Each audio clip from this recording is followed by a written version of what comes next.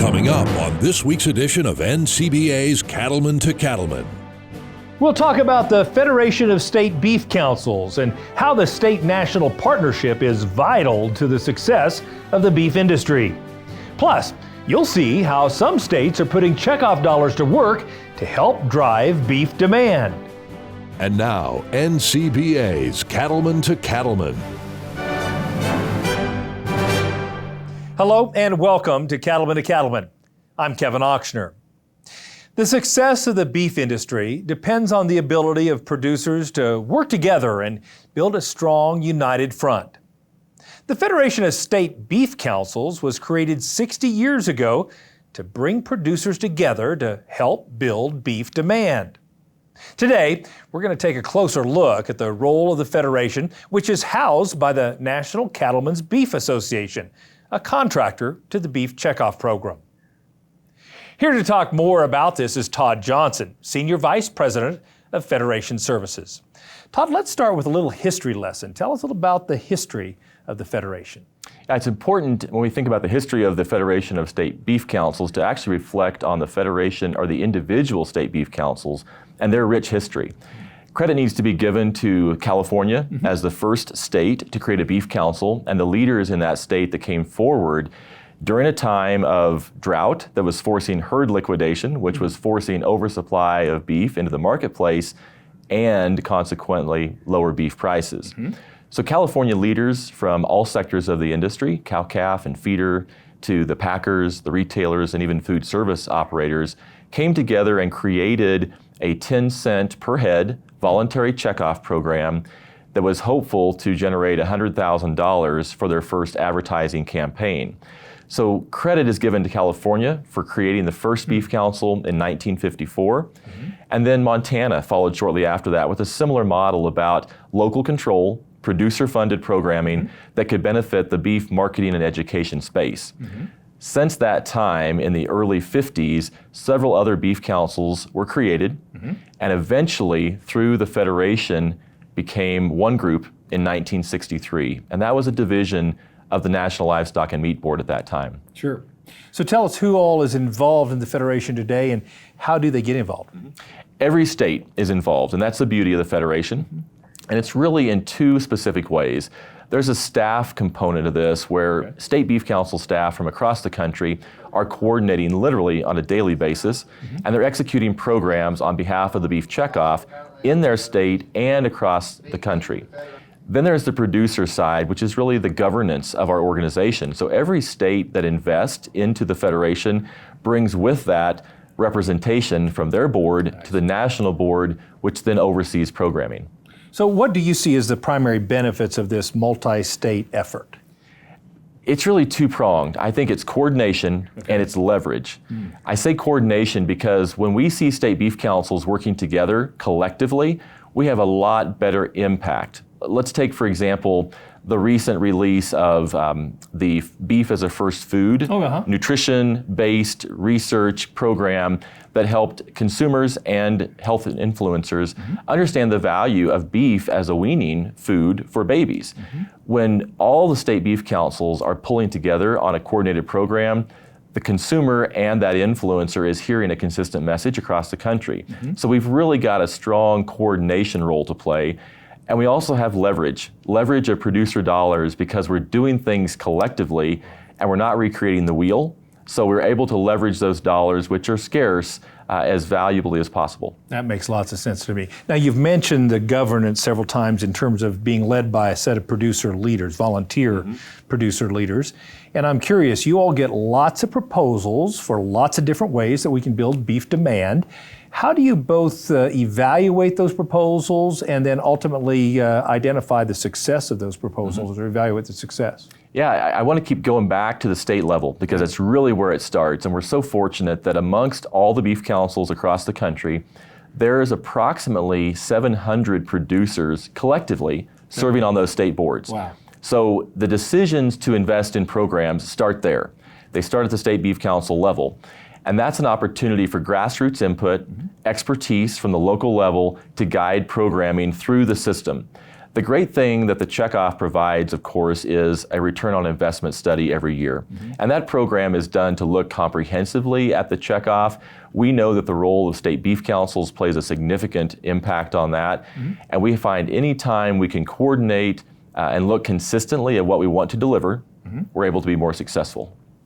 You know, a lot has changed since the 1950s and 60s in the beef industry. Why is the Federation of State Beef Councils so critical to the beef industry today in 2023?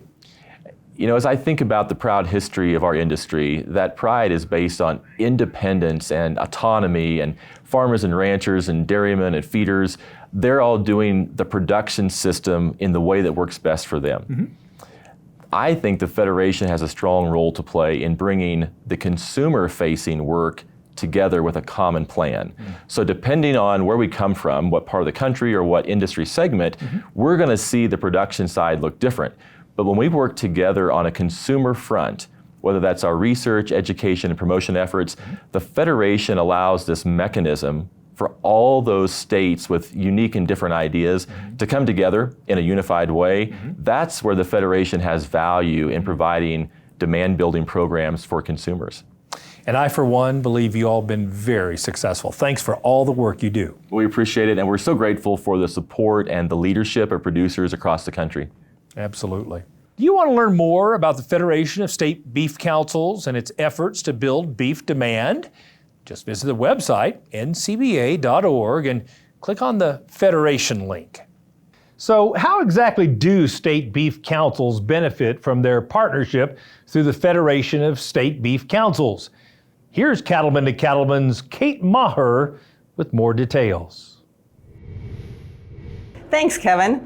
I'm here now with Lauren Mailing, who is the Executive Director of the Arizona Beef Council. Lauren, what are the benefits of having a strong state-national partnership like we do? So many benefits, especially for a small state beef council with a large human population in Arizona.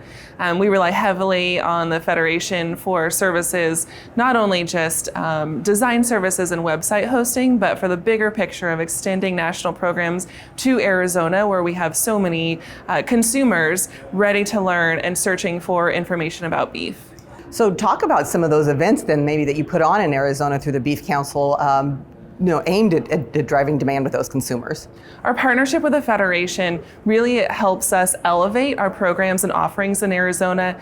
And a few examples are when we work with the Arizona Career and Technical Education teachers and being able to have a top expert in the culinary world present to our Arizona teachers, who will then extend that information to their many students in the classroom that they'll reach that year.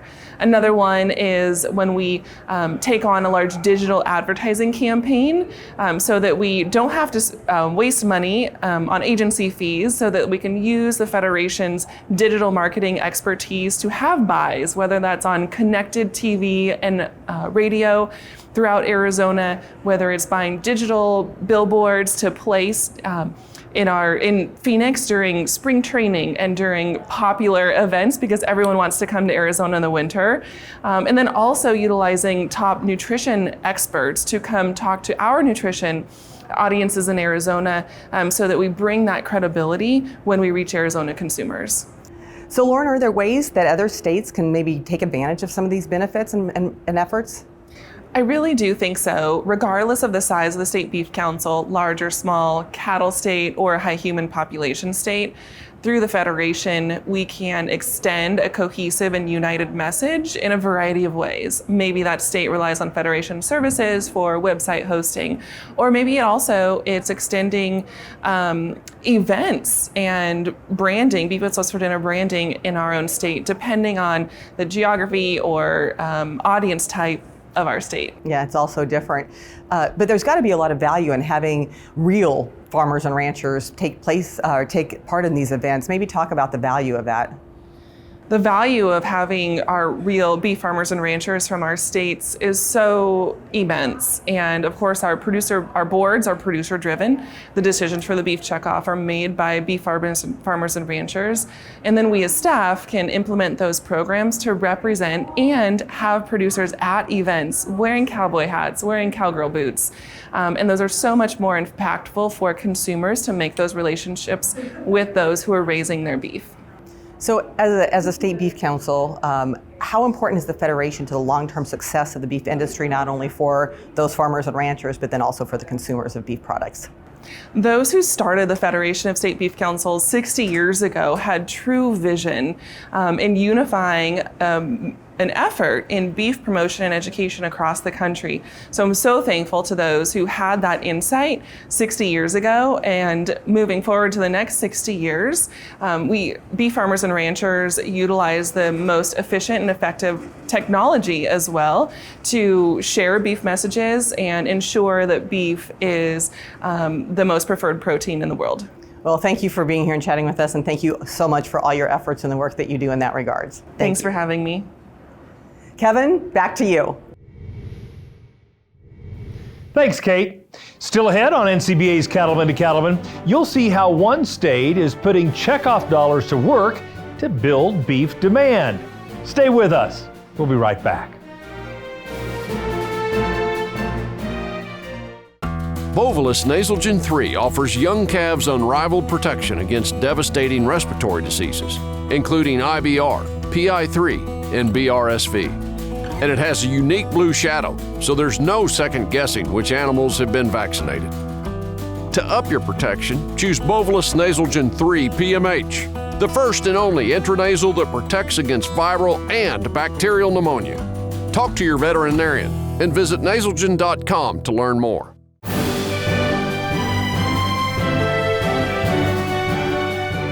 Today, we're taking a closer look at the Federation of State Beef Councils and its role in building beef demand. Cattlemen to Cattlemen reporter Brian Baxter has a look at a great event put on by the Washington State Beef Commission that had a positive impact on the local community.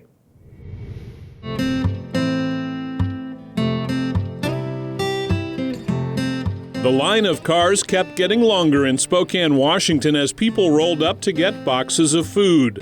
Before the distribution even began, Washington beef producers were working to put together their share of the donation, ground beef that's highly prized by those in need.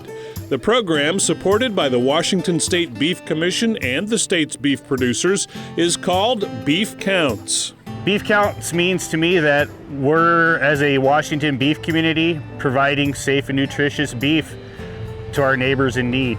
Yeah, so it's a wonderful partnership. Beef Counts, the ranchers, Rose Hours, everybody comes together and works really hard to get good, nutritious beef into the hands of some really needy people. The folks who have been in line here for like 3 hours, they just love seeing those chubs that they get with the other food that we distribute today. It's a wonderful partnership. Most of their studies show that the people in need, one thing they don't get in their diet very much is lean protein. So that's where AgriBeef, our beef company, comes in to donate all the beef to it, whether it's ground beef chubs or beef roasts.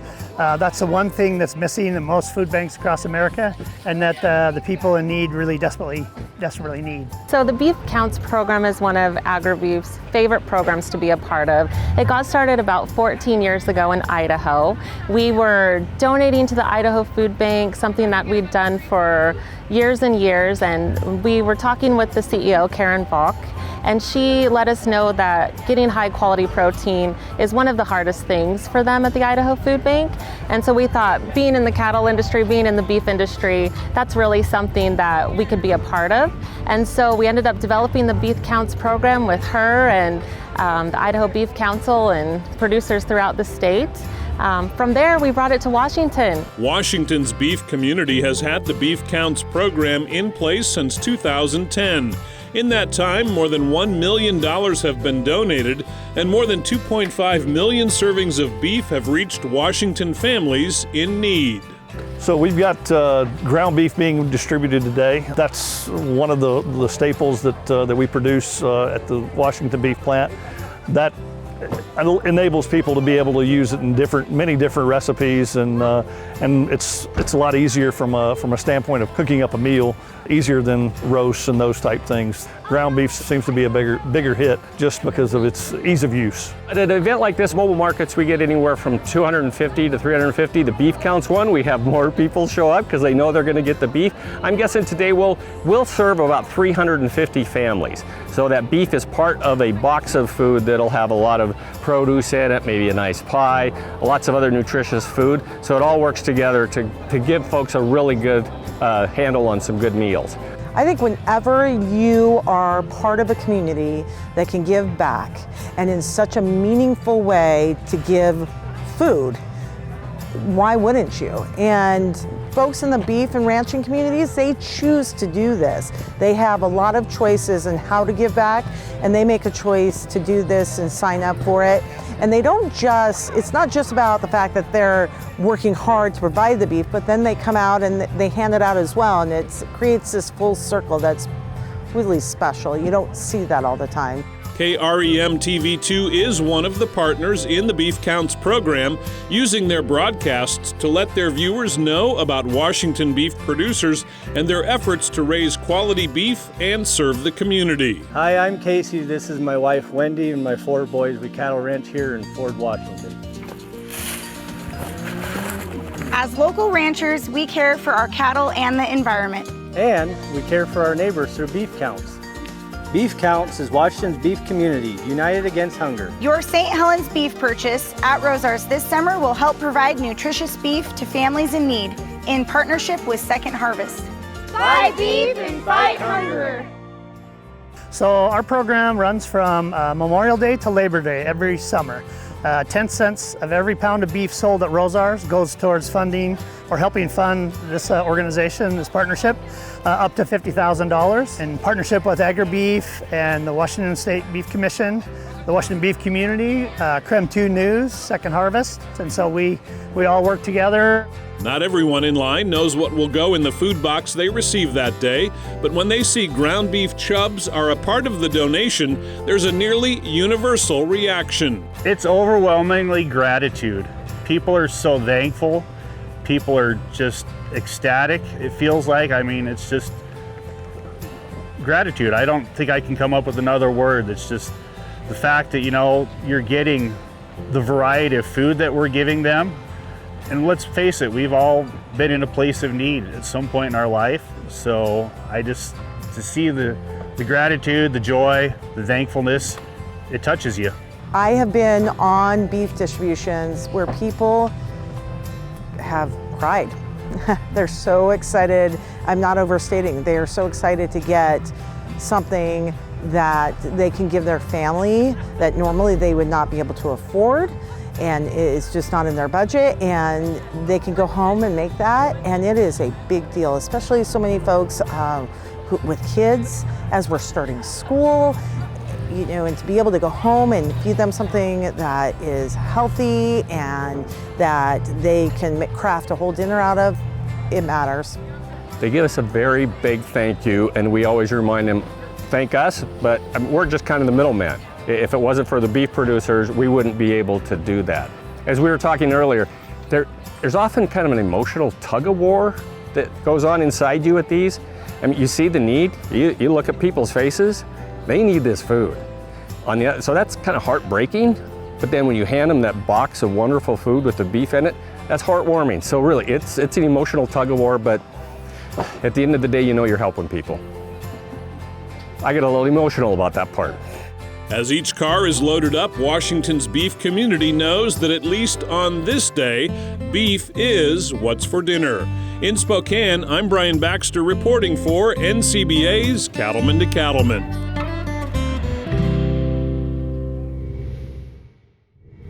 Still to come on Cattlemen to Cattlemen, we'll take you behind the scenes of an unforgettable cooking event featuring some of Minnesota's top chefs. Stay with us. We'll be right back.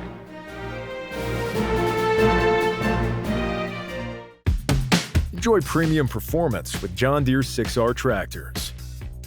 Get the right power to weight ratio and even more power when you need it with a 10% power bulge and an additional boost with intelligent power management. Choose from multiple transmission and operator station options. Blow out chaff with the reversible fan. Work faster and better with John Deere integrated technologies. Ask your John Deere dealer about our 6R tractors. This beef quality assurance tip is funded by the Beef Checkoff. Hi, I'm Courtney Gray, the Director of Marketing and Industry Relations with the Pennsylvania Beef Council. A large portion of my job is on the farm with producers, helping them to obtain beef quality assurance certification. But another part of my job is working every day with consumers who have questions about the beef that they are purchasing in the grocery store. My tip for you today is to obtain your beef quality assurance certification. I understand that many of the tips that are in the Beef Quality Assurance Program might be things you've already implemented on your farm or ranch. The importance of the certification process helps us when we're talking with consumer audiences to show your commitment to basic things on your farm. Things like good animal husbandry, quality animal care, and ensuring that the beef that ends up in consumers' hands is of a high quality product. It's never been more important for us to have that story to tell. I hope this has encouraged you to want to obtain your Beef Quality Assurance certification. You can find out more by visiting bqa.org, which will help you find the location for an in-person certification near you, or you can take the online modules and complete the certification from the comfort of your own home. BQA, the right way is the only way. The Beef Quality Assurance Program is funded by the Beef Checkoff.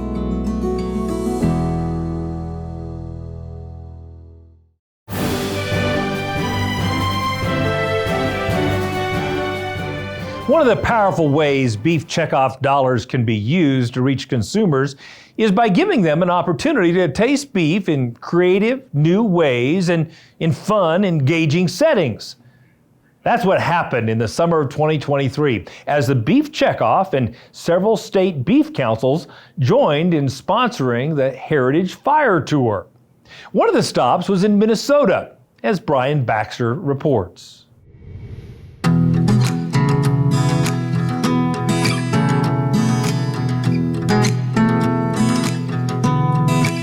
Just outside the Twin Cities in Minnesota, the grounds were packed with people lined up to taste a variety of foods, including creative beef dishes. This was the first stop on a unique farm-to-table event called the Heritage Fire Tour.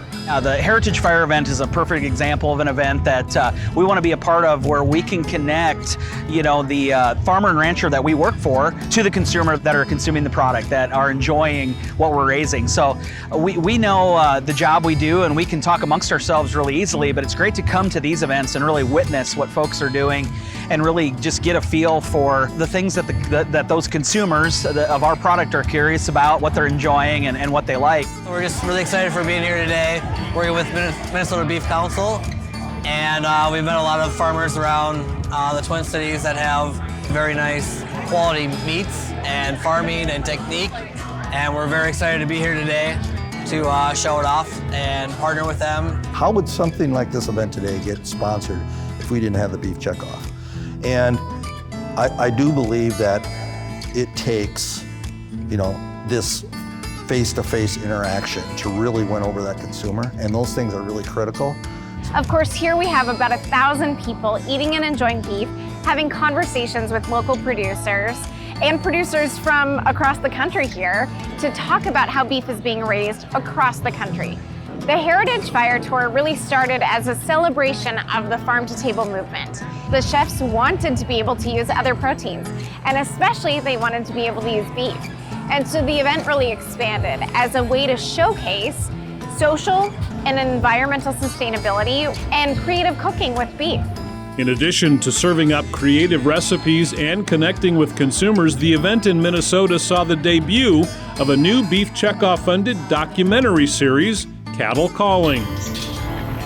Ranching, to me and my family, is a way of life. It's what we love to do, and we've done it for a long time. When you work in a family business and you work on a family farm, it can be very challenging. Where am I going? We're going to go to the pond, bring them this way. Well, I don't know where the pond is, but all right. You got to step out of the role of dad or grandfather because you have a business to run. Can't stand still. Have you figured that out yet? My dad is a very hard worker. I don't know that he'll ever retire. Determined. A little stubborn.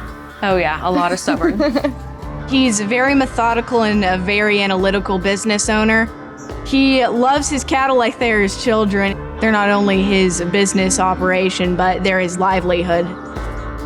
So this is the debut. This is the #1 stop, I believe, of 3. You know, this is pretty special to me as it's my family being debuted here on Cattle Calling, but it can be any one of our ranches, and that's what we have to do. We have to be able to tell our story. This puts a face to the producers, and it shows consumers where their beef is coming from and the people that really work every day tirelessly to have the utmost animal care, sustainability initiatives, and really produce the highest quality protein for people. I thought that the documentary was just really, really great to showcase at this stop 1 of this heritage tour. You know, telling the Bertram family of just what they're doing and what they're doing to their connection to the cattle and the land, and then their family story all the way through. It's just absolutely powerful. I feel like this is a great investment of our checkoff dollars because we're the ones telling our story out in the public, and we're showing this to people who are non-cattle producers here at the Heritage Fire Tour. In future episodes of Cattle Calling, other farming and ranching families will be profiled, all with the aim of showing consumers the reality of how beef is produced. We saw recent research that 53% of Americans have never actually seen a cow in person.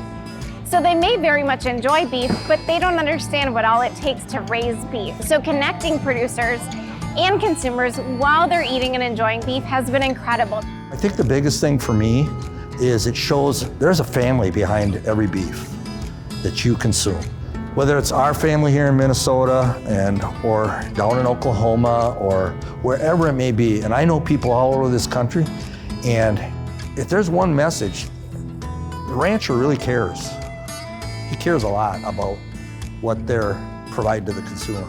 So we have to be a part of that and show our consumers and people that want to consume our product how we are sustainable on our ranches. And so that's part of our goal with this Cattle Calling and the episodes that we're going to show of how are we sustainable on our ranches. Bottom line, at this Heritage Fire Tour stop, people had the opportunity for not only a taste of beef, but also new insights into the life and work of beef producers. It's been really good to witness that interaction with both Bruce and Leanne and Clay here just a few minutes ago. Just talking with folks, they have a great way of just explaining what they do. So anytime that we can really get those people that are actively raising the beef cattle in front of these folks, it's a powerful thing. It's a good thing. At the Heritage Fire Tour in Minnesota, I'm Brian Baxter reporting for NCBA's Cattlemen to Cattlemen.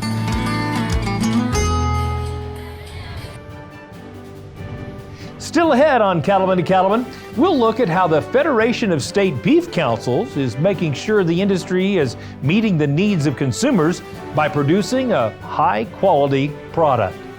That story when we return. By installing Ritchie waterers, you save water while keeping it fresh and always available to your animals. You protect the land by keeping natural water clean and soil healthy. And you conserve power because they're energy efficient. We're committed to helping you create a prosperous, sustainable, and regenerative future. Because we know, like you know, that every saved drop matters. Ritchie, fresh water for life.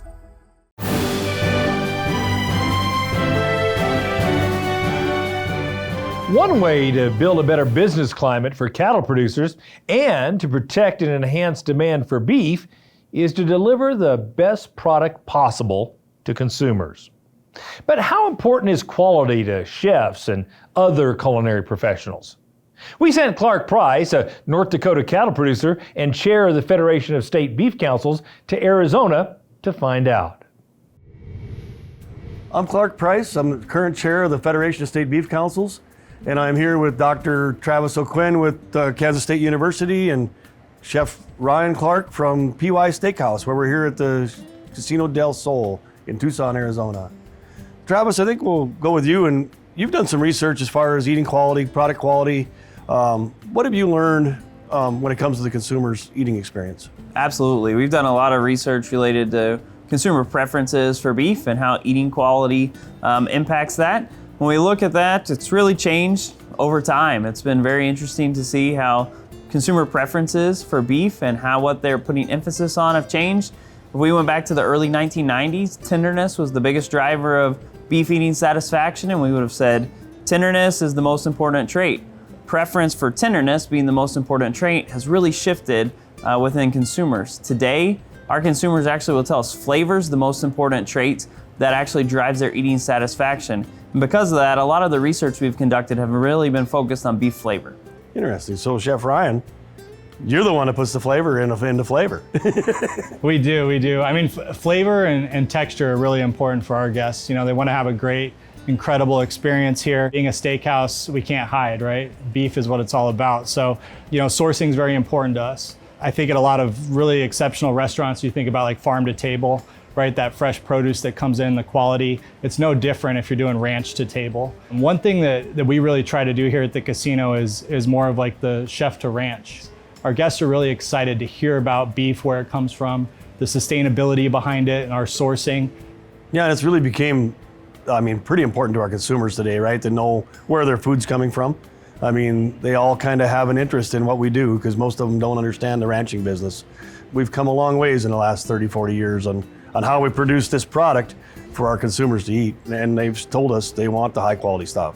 Yeah, that's one of the things that we've found in a lot of our research is that if you're going to say, what can we do to increase eating quality overall? Well, for the most part, the magic bullet is marbling. There's really nothing we can do to make a more juicy, flavorful eating experience than have a high degree of marbling within those beef cuts. Chef, I had a question for you. When you get beef in and you're looking at a fresh cut of beef, what exactly are you looking for that your consumers seem to be really craving in those products?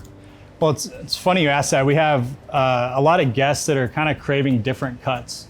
So we're working with ranchers and butchers in town to get different cuts that you don't see on an everyday steakhouse. But it's really cool to have like a cool out on the menu or a hanger steak or a braising meat that maybe somebody hasn't had before, like a nice beef shank. From a producer standpoint, I mean, it's important for me to know that the product that I'm producing is the product the consumer wants. And ultimately, that's what it's all about. If the consumers have a good eating experience here and one of these wonderful steaks, it brings them back for more. And that's what ultimately drives a lot of demand. This end product, this interface between the consumers and what these great beef products hit the plates and meet their expectations for eating quality. That's what brings them back to the table for more and ultimately helps producers like you drive demand. That's exactly right. I mean, food brings people into restaurants, right? Hospitality, in my opinion, brings them back. So I think with the hospitality component, having that education and sharing the story of beef is really kind of one of the key components to bringing guests back to the steakhouse or coming back to eat amazing beef. So I think that's a really good point. Well, Ryan, you know, I mean, we're talking about beef quality, right? And the beef checkoff has been around for decades doing work on consumers' experience, eating experience on beef. And you could probably talk to us, Travis, about the research that you've done over the years as far as, you know, product quality and different things like that Beef Checkoff's funded. Absolutely. We've done a lot of checkoff funded research in the product quality area. Some of the highlights from some of that was we talked about the importance of tenderness and flavor, but juiciness is another component. I think all of us have had a steak that's just been too dry. And so through checkoff dollars, we were able to develop a instrumental measure to estimate beef juiciness. We've also done multiple research projects that our State Beef Council has contributed to, whether those were projects that were funded solely by our State Beef Council or in conjunction with national checkoff dollars. Some of those projects have worked on some novel technologies to improve and speed up the freezing and thawing process, as well as projects that have actually evaluated some of the plant-based alternatives to beef that are actually in the marketplace. We really need to make sure that we're satisfying the needs of the consumer so that they continue to come back time and time again to have our beef meal. Absolutely. The current markets, and as we look ahead, we don't have the ability to fail. This steak, when a consumer purchases it, no matter the price point, can't fail to meet their eating expectations because that's how you lose customers. And so beef continuing to be the product that consumers go to when they want to celebrate something in their lives, things that when they go to a fine establishment such as this is the center of the plate for them. Beef being able to deliver the tenderness, juiciness, and flavor that consumers have come to expect remains a critical piece of being able to continue to keep beef demand up. So I'm going to use that as my secret recipe. right? When people ask you, how'd you make that so good? What did you do? I'll say, I didn't do anything. It was the research, right? Helped develop the program a little bit better. But no, I mean, it definitely helps us out, right? We can't start with the bad product. You know, you want to start with the best product that you possibly can, and that's how you get really good food, no matter what you're sourcing. Well, I think the most important thing for a producer is they got to take the credit for this quality of product, because they've really been the base of what made this product what it is today, because genetically and how things have changed over time, that we actually have a product that consumers are willing to pay a lot more for, because we get a better eating experience every time they sit down at the plate. I agree with that, and I think that one of the key takeaways when we start talking about product quality is that this is everyone's responsibility, that it takes producers, packers, feeders, all the way to the end product users and chefs or even consumers at home to be able to guarantee that these beef products meet that expectation. There's things that can be done at each and every one of those levels that can both positively and negatively impact eating quality. And for us to be able to consistently deliver the level of eating expectation that these consumers expect, it takes work from all of us. And research has continued to be able to help drive that narrative, be able to identify practices at each of those levels that will help improve quality. Well, thank you, Dr. Travis O'Quinn, for being here today and talking to us about the beef research that you've done on behalf of the Beef Checkoff, and Chef Ryan for inviting us down here to come have this great meal. And so let's dig into this food and enjoy a meal here with this steak on our plate. Absolutely. Let's do it.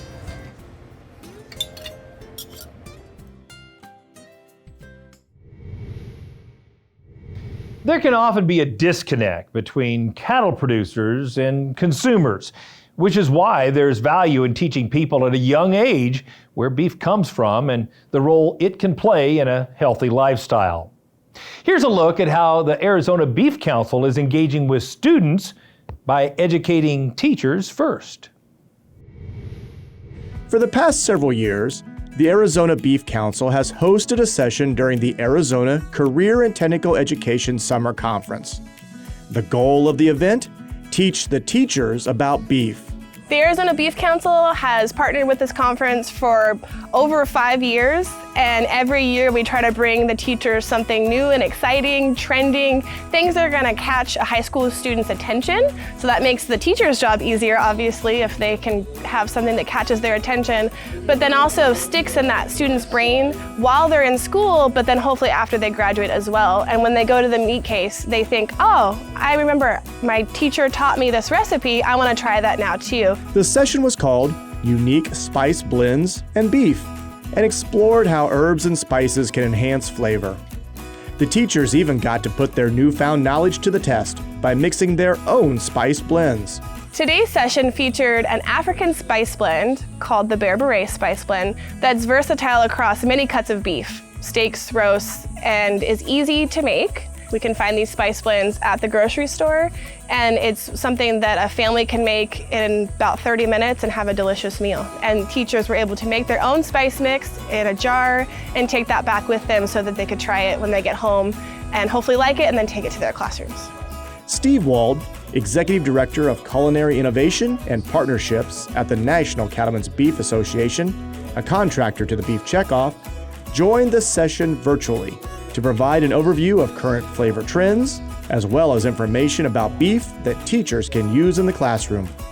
The Arizona Beef Council relies heavily on our federation partners to help us bring in experts in all areas to help with sessions like the one here with our culinary teachers, and we don't have the funding to staff someone like that. So with our federation partners, we can bring in that expertise straight to our culinary teachers and bring that extra value. In addition to the educational session and hands-on activity, the Arizona Beef Council provided the teachers with a complete lesson plan and resource guide that they could implement in the classroom. We know teachers are busy, so one of our goals is to give them a tool they can take right back to their classroom without having to put a lot of effort in on their part. We also offer cut charts and other resources, printed materials from our office to teachers that request those. Another way the Arizona Beef Council supports educators is through the Beef Up the Classroom program, funded by the Arizona Cattle Industry Foundation. It offers middle and high school culinary and agriculture teachers the opportunity to apply for grants to purchase beef for their lesson plans. We reimburse up to $100. The teachers have to go through an application process first, so that way we can kind of vet out what they're planning to teach, make sure it is in line with what we're looking at, and then use that in their classroom. Classroom funds are limited, so we want to make sure that culinary teachers are keeping beef in their lesson plans and in their curriculum every year. With the aroma of spices lingering in the air, participants departed this event with the knowledge and resources they need to promote beef to the next generation of consumers. With every presentation that we give through the Arizona Beef Council, we're trying to help people feel more comfortable with eating beef. On average, most teachers that we're reaching today are reaching about 150 students per school year. So that takes our beef message that we gave them today and amplifies it immensely across their year and then the rest of their teacher career as well. Reporting from Arizona, I'm Brad Bulla for NCBA's Cattlemen to Cattlemen. Still ahead, we'll introduce you to a Washington trailblazer with a passion for promoting beef. Stay with us. We'll be right back. Cattle producers across the country work hard to care for their animals and their land. The USDA's Natural Resources Conservation Service is there to help. Find out how you can work with NRCS to develop a conservation plan for your operation. Find possible funding resources for implementing conservation practices, or get free expert advice on ways to improve your farm or ranch. Visit the website nrcs.usda.gov today.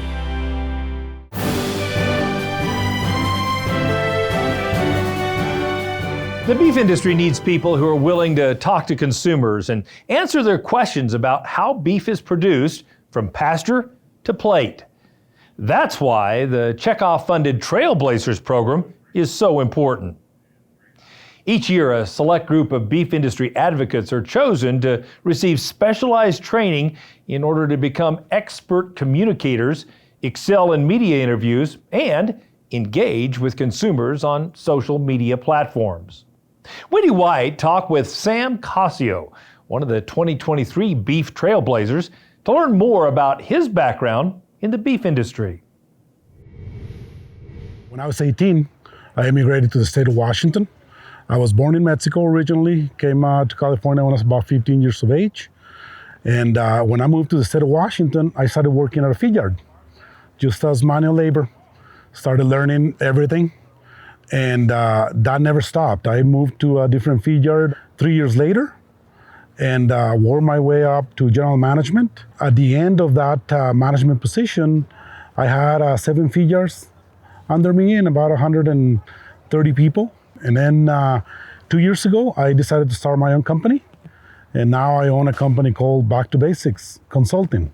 So I do consulting with other feed yards to help them not forget the basics, basically, because I believe the basics help people and cattle. Sam, how did you get started advocating for the beef industry? Well, as a leader of people, I felt it was my responsibility to represent them and go out there and tell a story. Simple story of people gaining opportunity in our industry. Also to tell them that we consume what we grow. And it's such a fulfilling job to grow food for people. I just want to tell people what we do, how we do it. And then I want people to make their own decisions, and I just want them to know that it's safe and that it's grown by families. It's not factories, it's not a bunch of machines, it's a bunch of us humans with our families that work on these ranchers and feedlots and dairies and farms. Sam, what's been the value of the Masters of Beef Advocacy program, and how did it help give you the tools and resources to share your story with others? Well, I think anytime the beef checkoff dollars help guys like me get organized and get to know each other better so we can learn from each other, so we can expose the world to what we do truly in this country, because you don't grow beef the same way in every area. There's different cultures, there's different climates, there's different breeds. And what has helped me the most is to learn that there's a lot of different ways to grow beef. And I just think it's such a great product, and we should get together and celebrate it together and be able to tell people that what we grow is safe. The beef checkoff always helps on this regard, because It's about just telling our story. Recently, you've been named as a trailblazer in the new cohort. And so how has being named a beef trailblazer helped you share your message with a wider audience? Well, that just gives you, is another step up from the Masters of Beef Advocacy. It exposes you to more knowledge. It allows you to travel and go learn other areas. Like in 2 weeks, we have a get together in Colorado, and we're gonna go through feed yards, ranches, dairies, and we're gonna learn together a lot more. And I've always told people, you know, as a leader, you want more eyes on it, you want more ideas. You don't want just one person deciding what their idea is. And I think the Trailblazer program really helps with that. And it's really an honor to represent an industry that is giving me so much. Do you have any advice for other farmers and ranchers on how they can share their own story? I can tell you, being from a third world country, there's plenty of people in the world to eat our beef. Our beef is necessary. It saves lives every day. It's easy for us Americans to sit here and say that it doesn't, but it does in the world. So I think we don't need to confuse that message and just go out there and tell people what we do, and tell them how we do it, and tell them how we consume it for Thanksgiving, for Christmas, how we, in my culture, Hispanics, how we consume it every Saturday on a carne asada, which is such a big deal for our culture. Tell more people that. Produce more for us. And I think that we just don't need to fall into the politics of our society, because beef, at the end of the day, is food. And food should not separate us. I mean, we all need to eat. Anyone with an interest in promoting the beef industry is encouraged to enroll in the Masters of Beef Advocacy program.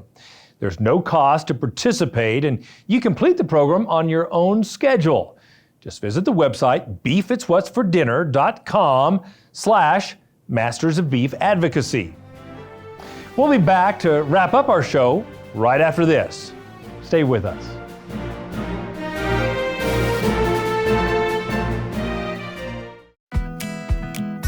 This beef quality assurance tip is funded by the Beef Checkoff. Hi, I'm Jesse Fulton. Now that you've already become BQA certified, I want to talk to you about the BQA self-assessment tools. There are 3 self-assessment tools available to producers: cow-calf, stocker backgrounder, and feed yard. These self-assessment tools can be taken back to your operation to help you identify any improvements needed on your operation with your best management practices, procedures, or cattle handling practices. Specifically to feed yards, the feed yard self-assessment tool can help you prepare for any third-party auditing that you may be subjected to on your operation. To find out more about the BQA self-assessment tools, visit bqa.org. The Beef Quality Assurance Program is funded by the Beef Checkoff.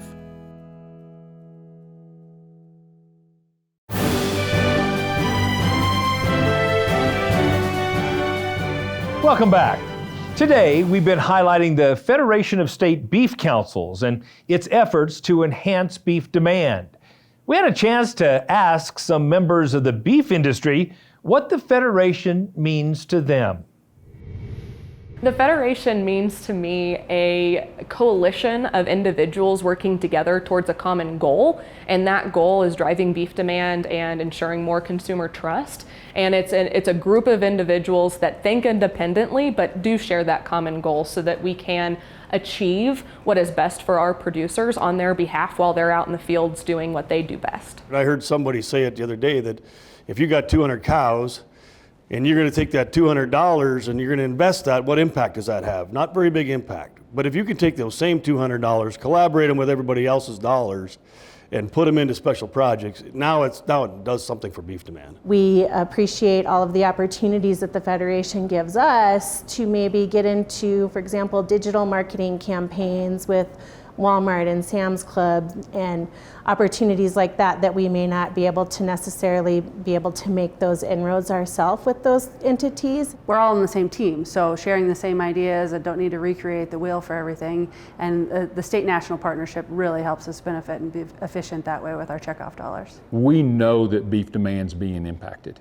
And we know that every dollar that we send in, myself, that I send in on that checkoff, is being utilized for that ultimate purpose, and we believe it's having a tremendous impact. You look at the research dollars and the promotion dollars that we've spent over the last 10, 20, 30 years, that's what's making the impact right now. When you look at the price of beef that's in the, at the grocery store today, and yet we still continue to see the demand, what we know is the consumer wants our product. After 60 years, the Federation of State Beef Councils is still here. To me, that says that it's doing a good job in the programming that it puts out there. You don't hang around for 60 years unless you're doing something right. And so it's just the value that it provides to our industry, to our producers, and I'm excited to see what the next 60 years brings. For more information about the Federation of State Beef Councils, visit the website ncba.org and click on the Federation link. Well, that wraps up this edition of NCBA's Cattlemen to Cattlemen. Thanks so much for spending time with us. We'll see you again next week, right here on RFD TV.